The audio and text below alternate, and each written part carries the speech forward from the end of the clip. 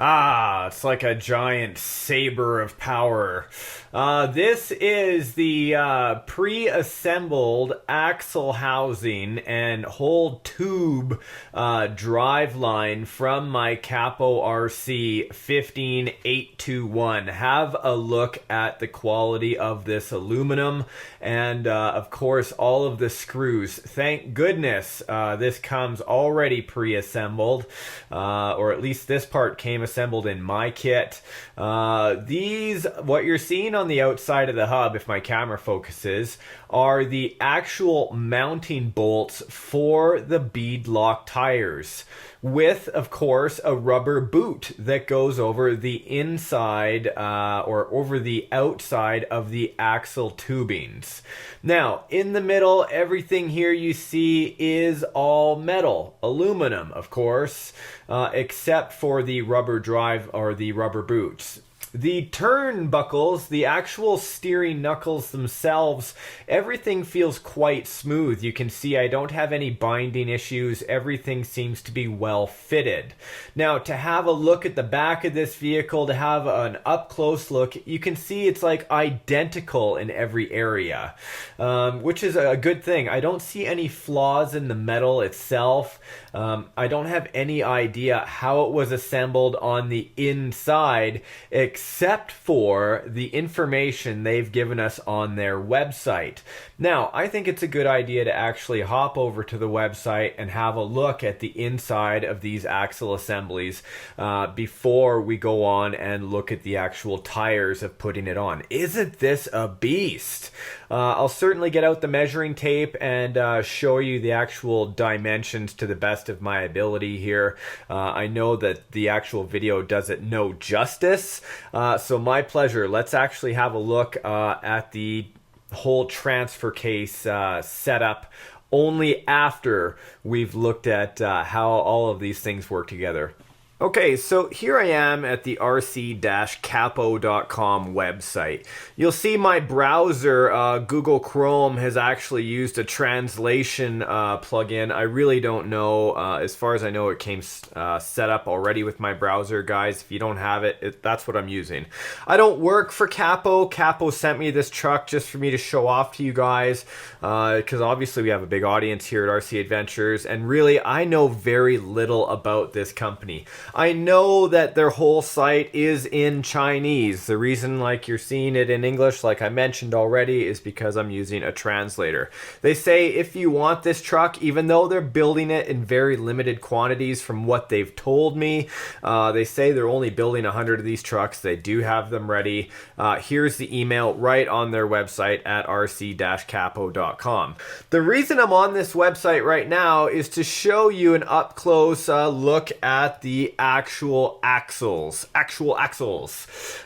don't want to pull the ones apart that are pre-assembled on my rig because there's no reason to, when I can just simply show you the pictures they have available.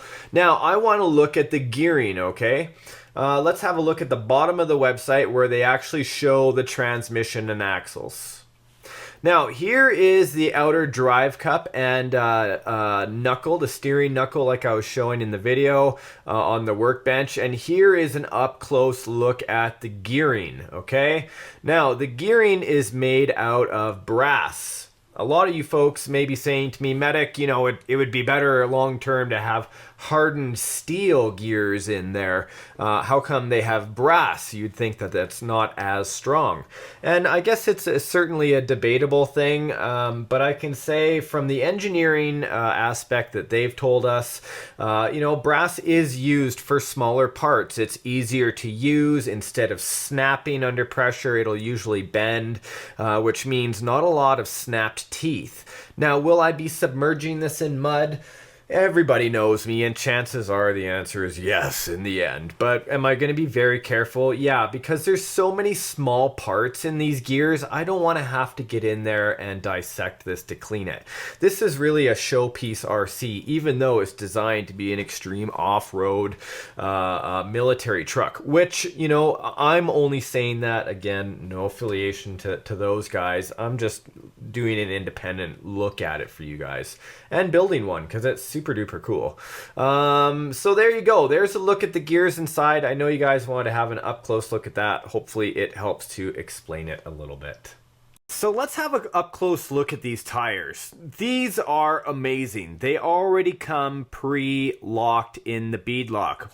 Beefy treads on here. The rubber feels pretty good. It's got quite a bit of sidewall power. You'll see the way the bead locks are set up here. They already came pre-assembled. Everything is locked into place, and just having a look at the thickness of the wheel compared to the actual hub and the way it's mounted on there, some people voiced opinions that they were going to have a hard time and it looked like these little screws were going to snap under pressure. But I gotta say, they're so close together, it's almost like when they're screwed together, they're going to act as one unit anyway. I think to break anything off there, you're probably going to break the axle before you actually break these nubs. But again, we haven't run it, we don't know.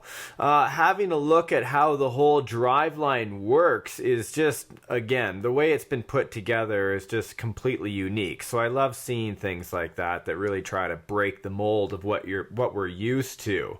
But the way everything turns, the whole assembly when the wheel turns, and you can see how it all moves in unison together. Everything is in the unlocked position right now, and the actual transfer case itself is something we should have a look at here, because really it is part of the magic behind everything. Look at this bead lock. It's the whole tire is the size of my hand, certainly 2.2 at least. But let's get into this transfer case. Here we have a good look. This is actually the instruction CAD drawing that comes with the vehicle. If you ever had to rebuild this transfer case again, it's better than, I guess, flipping through the books, or should I say it's certainly different. At least you get an idea of how everything is put together and what it should look like upon its completion.